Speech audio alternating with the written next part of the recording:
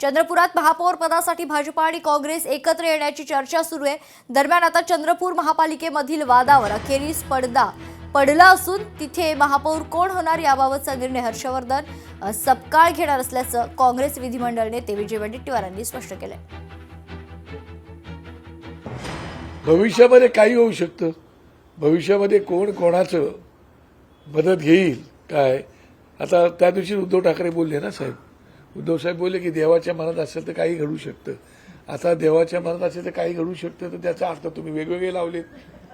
आम्ही देवाला मानतो, देवावरती आमचा विश्वास आहे, त्यामुळे तशा प्रकारच्या घटना घडत असतात।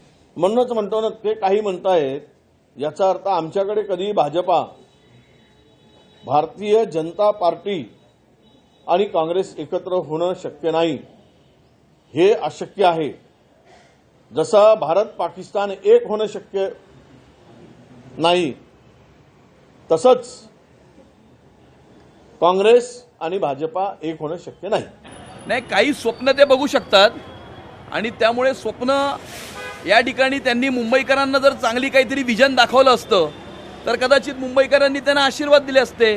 परंतु भाषावाद, प्रांतवाद, मारामारी, कुटाकुटी, खोटं बोलणं हे सोडून त्यांनी दुसरं कोणतंही राजकारण आत्तापर्यंत केलेलं नाही आणि त्यामुळे येणाऱ्या काळामध्ये तरी ते आपल्या पराजयाचं काहीतरी ॲनालिसिस करतील अशी आमची त्यांच्याकडनं अपेक्षा आहे।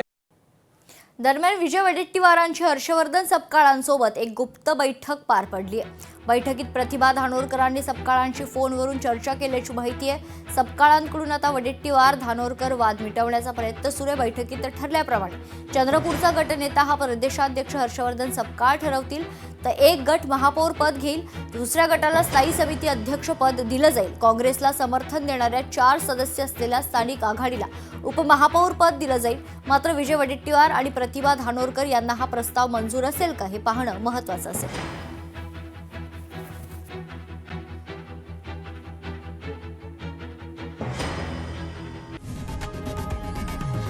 लोकशाही मराठी ऐका, पहा, जागरूक रहा।